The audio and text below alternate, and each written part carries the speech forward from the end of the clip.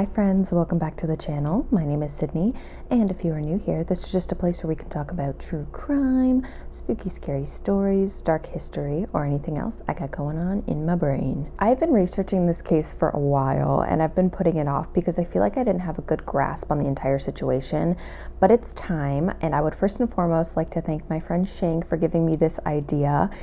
And I had no idea about this case, and I feel like I haven't heard anybody really talk about it or mention it, so I wanted to kind of cast a light on this entire situation. So we are going to be talking about Grant Whitaker and Maverick Fisher. So Grant from a very young age was into the outdoors and agriculture and farming, and after he graduated high school, he came up with this dream of opening a deaf agricultural commune where people could kind of be together and learn together, live together, that kind of thing. His grandma and friends described him as being very smart and sophisticated, but he was also extremely humble and uplifting as well. He just seemed like a very down-to-earth kind of person. Maverick Fisher was a content creator, and he was very well known within the deaf community. And after he graduated high school, his dream or his goal was kind of to just travel around, meet people, and bring the deaf community together. He was very big on that. He really had this idea that the deaf community should really support and be with each other, and he used his social media platforms to showcase this. But that being said, he also used kind of heated topics like religion, for example, to kind of get more attention and views on his videos. There's one very infamous video of him taking a hacksaw to a Bible and then lighting it on fire. And one of his friends named Scotty said that this was kind of Maverick's way to get more eyes and more views on his content. And it's pretty obvious at this point, but both of the men that we're talking about today, Grant and Maverick, they were both deaf. And the deaf community, from what I understand, even though I have some connections to it, I am not obviously part of the community. It seems to be very like small and tight-knit. From what my friend Shang has told me and from what I understand, like there is a very deep connection there because the way that you communicate, the way that you kind of live your life is very similar between deaf people. You know, everybody's experience is unique, of course, but that language connection really brings people together. I think these two men, although they were extremely different, they came together with this common goal of wanting to bring the deaf community together. So these two men, Grant and Maverick, they actually met in this community forum for deaf people, and they kind of were comparing their beliefs and their ideas, and they were like, I think we can make this happen. I think we can make our dreams a reality. So starting in 2019, Grant left his grandmother's home in Mackinac, Illinois, and he picked up Maverick in Colorado, and the two traveled all around Northern California, working on different farms, kind of getting a lay of the land, learning different farming techniques, and kind of getting a better idea of what they wanted to include in their commune. Miss Agatha, the window is okay. You go, girly. Maverick used his socials to update and post about this project, what they were learning. The pair wanted to start this commune and grow different kinds of vegetables, and they also wanted to grow weed, and then they could sell the products that they produced and give that money back to the deaf community. And not only that, this would create a lot of jobs and experience for people in the deaf community, and this was a very big deal. So people were watching this kind of unfold, and they were getting very, very excited about it because this was something that really hadn't been done before. So everything seemed to be going very well for the pair. They seemed to be getting along until about August 19th, when Grant's grandma started to get a little bit worried about Grant. Grant, up until this point, had been very good about updating his grandma on where they were, what they were doing, but it had been 4 days and Grant's grandma hadn't heard anything from Grant. And on top of that, Grant actually took his grandma's Chevy Impala with him on the trip. So not only was he not responding to her texts, but he had her car too. So she was just getting very worried. She did know the last location that the pair was supposed to be at, which was Richardson Grove State Park, and that was in Humboldt County, California. But other than that, she had no idea where they were, and she was kind of in the dark about their whereabouts. She did decide to file a missing persons report for Grant, And authorities then were able to go to the campsite at Richardson Grove State Park and dig around a little bit. And they found out that the men were supposed to be at that campsite from the night of August 19th into the 20th. The police also were able to poke around the actual campsite, but they really didn't see anything suspicious. Nothing looked out of the ordinary. The deaf community had their eyes on this entire situation, and they were very worried. They were wondering what happened to Grant and if Maverick was okay as well. Additionally, Grant's friend named Marissa was also becoming extremely concerned about this whole situation because recently Grant had been texting Marissa that the pair just wasn't getting along. Grant and Maverick, they were kind of clashing heads a little bit. And Grant said that he wanted to pick up and kind of go off on his own and make this commune happen by himself. On August 18th, Grant told Marissa that he had actually cut ties with Maverick, but he did agree to drop him off at one of their former workplaces the following day. But then she didn't hear from Grant on the 19th, and on the 20th, she got a very strange text from Grant's phone. And it did not sound like him. He was using abbreviations that he didn't usually use, and so Marissa was like, something is not right here. The text was talking about how Grant and Maverick actually had to stay at the campsite another night, but then Marissa texted Grant on the 21st, and he just never responded. This whole thing was unsettling enough that Marissa decided to reach out to Maverick's girlfriend, whose name was Emily, and Emily just ended up spilling the beans on what happened. So she said that Maverick told her that Maverick and Grant actually got into a physical fight on the night of the 19th. Grant came at Maverick with a knife and was kind of like slicing at him, but only ended up managing to slice Maverick's pinky. Emily then said that Maverick decided to leave in Grant's grandmother's car, and that's the last time that the pair saw each other. So let's fast forward to about 5 days later on August 24th.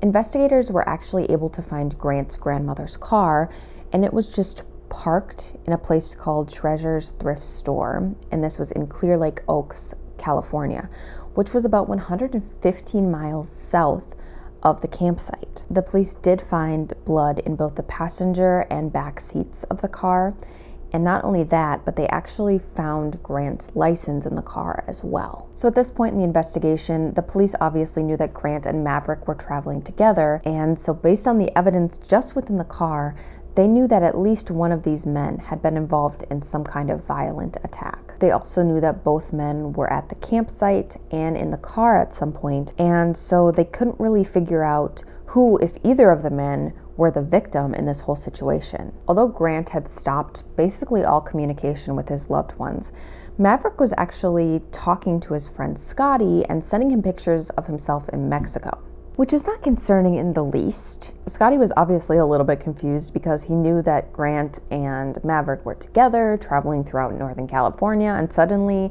Maverick was in Mexico.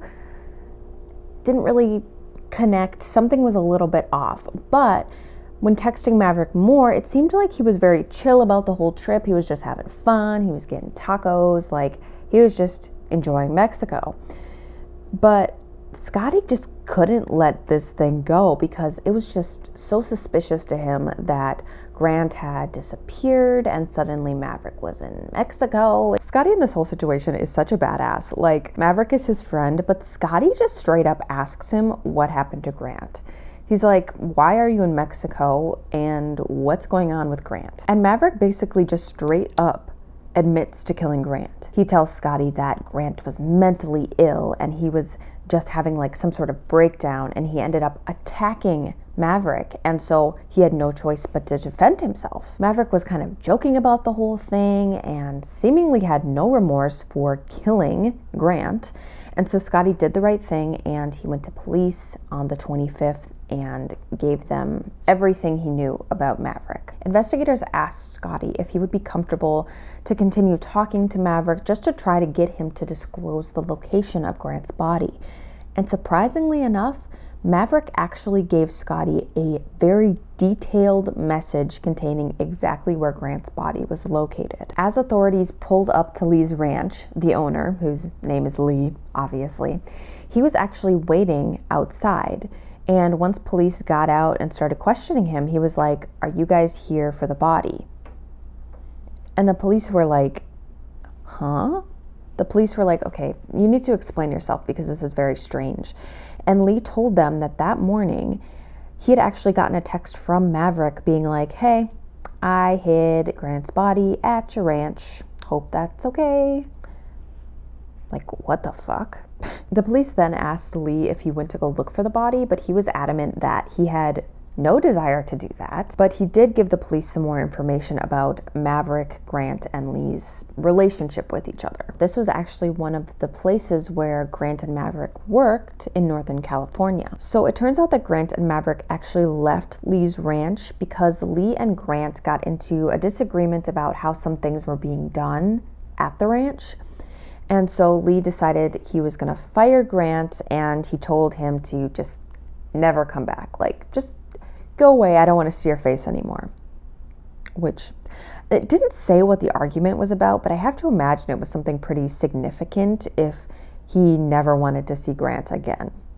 But that's just my opinion, I guess. But then a few weeks later, Maverick texted Lee and was like, hey, can I come back and work at your ranch? Grant isn't going to be around, so you don't have to worry about it, but I would like to come back and work for you. And Lee agreed. So on August 20th, Maverick showed up at Lee's place, and Lee was like, where's your friend Grant? And Maverick just said that Grant wasn't around anymore. He just decided to leave. When they reconnected, Lee also noticed that there was kind of a big cut on Maverick's hand, and so he naturally just asked, like, hey, what happened to your hand? Is your hand okay? And Maverick was like, yeah, I cut myself when I was fixing Grant's car. And they just kind of left it at that. So Maverick laid low on Lee's ranch until Lee caught wind of Grant's disappearance. So again, Lee went to Maverick and was like, hey, dude, where's Grant? What happened to Grant?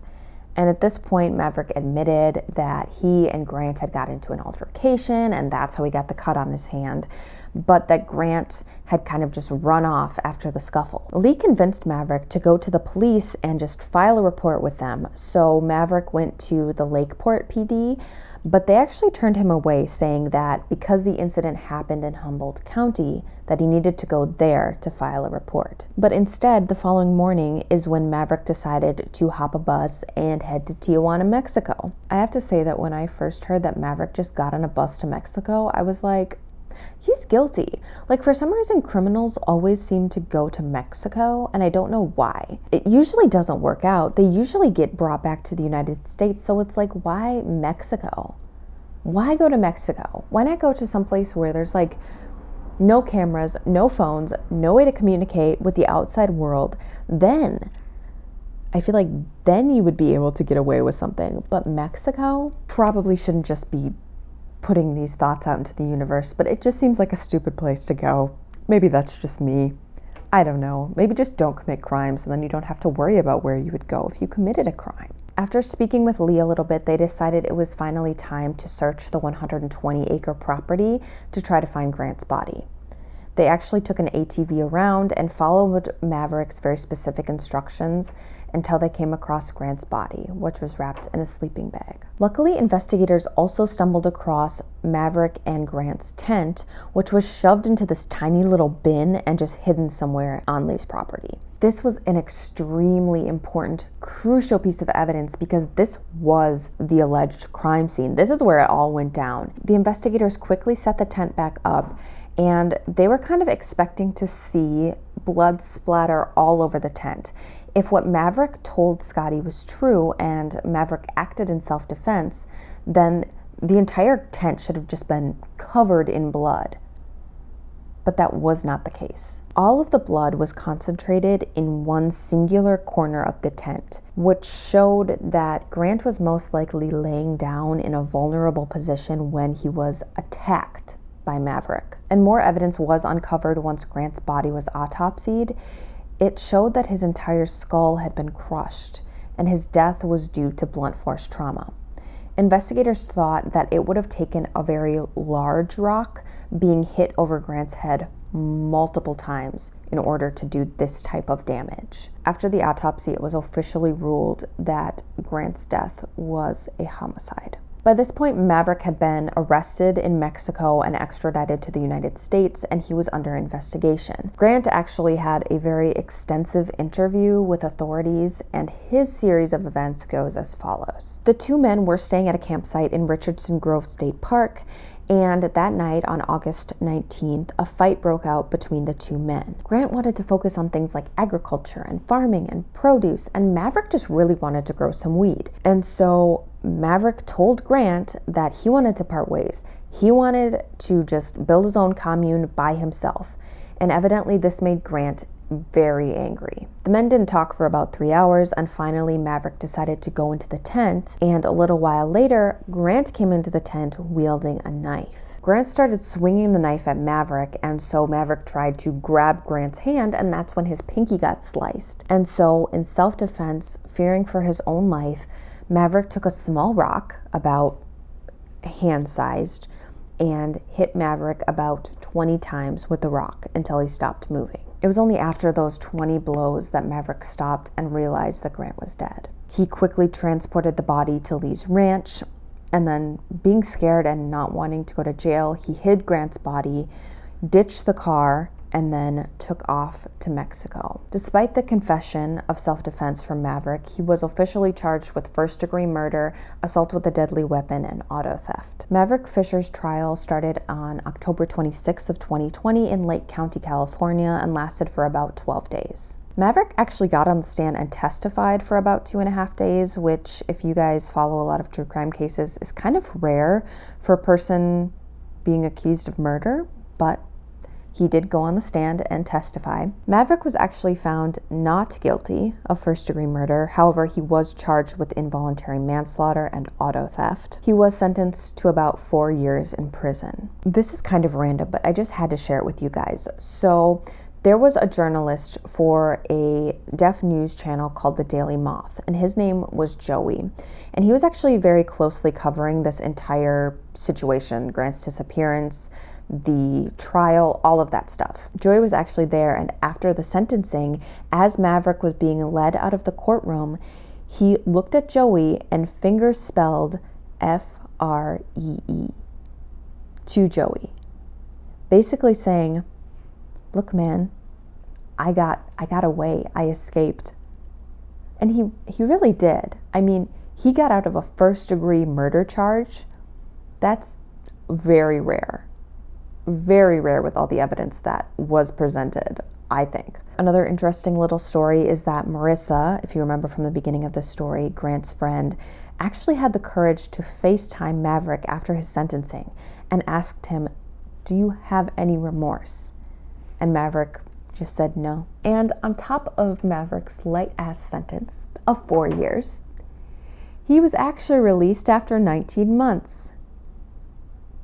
And when I tell you, my jaw hit the damn floor when I read that. I'm sorry, if I had to act in self-defense for any reason, and I feel like a lot of us feel this way, or I'd hope that a lot of us feel this way, if we're acting in self-defense and we end up killing somebody, I feel like it's kind of natural to know that there will be consequences for it. Justice is kind of messy, even though we want it to be clean, and I feel like I would be expecting to get some sort of punishment for taking another person's life. But with all of the evidence pointing to Maverick of just being a killer, 19 months just seems like he literally got off scot-free. I didn't think I was gonna get this heated in this case, but makes me mad. Maverick got out of prison on March 24th of 2021.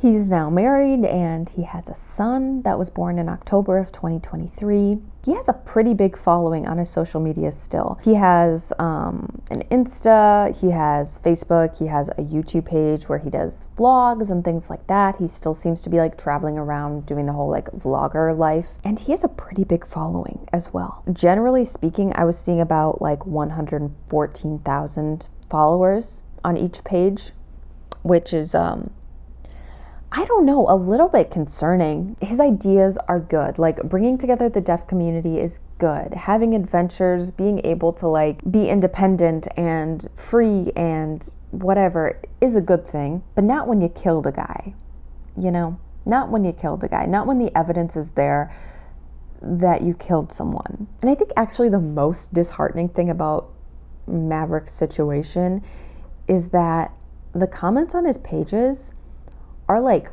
overwhelmingly positive, which I think is a little bit concerning. On Facebook, there's a few posts I saw that had just like pictures of Grant. Just people were posting pictures of Grant in the comment section, which I think is great. I think that Maverick should be reminded on a daily basis what he did to Grant. There's a very detailed episode on Oxygen True Crime. It was called Accident Murder or Suicide, I think was the name of it. But that's where I got a lot of this information. And hearing Marissa talk about her relationship with Grant, seeing some of the texts between her and Grant, and just hearing about Grant's life, he really seemed like such a down-to-earth, nice person that really had this goal of creating something really, really unique and special for the deaf community. And I don't know, I just can't see him getting so angry at a person that he would attack them with a knife. I just don't see it. However, the people that were talking about Maverick and talking about his character and seeing some of the things that he's posted, I mean, it just seems much more likely that he would do something more sporadic, like attacking Grant. It just doesn't seem like Grant got the justice that he deserved. My heart really goes out to Grant's family, Grant's friends, but I'm very curious to hear what you guys think about this situation. But anyway, that's all I have for you guys today. I say this in every video, it seems like, but I'm really trying to post more consistently. I was so good for so long, and now just like regular shitty life stuff is getting in the way, so I am gonna try my hardest to be more consistent. I have some very big, very exciting projects that I am slowly working through. So I'm hoping by the end of summer I have a very long, exciting deep dive into a very famous case from my home state. So I hope that you guys are pumped and excited about it, because I am. But anyway, if you like my content, feel free to like, subscribe, leave a little comment down below. I love having discussions with you guys about cases. It's kind of my favorite thing. But I love and appreciate each and every one of you, and keep being the bad bitches that you are. Goodbye, guys.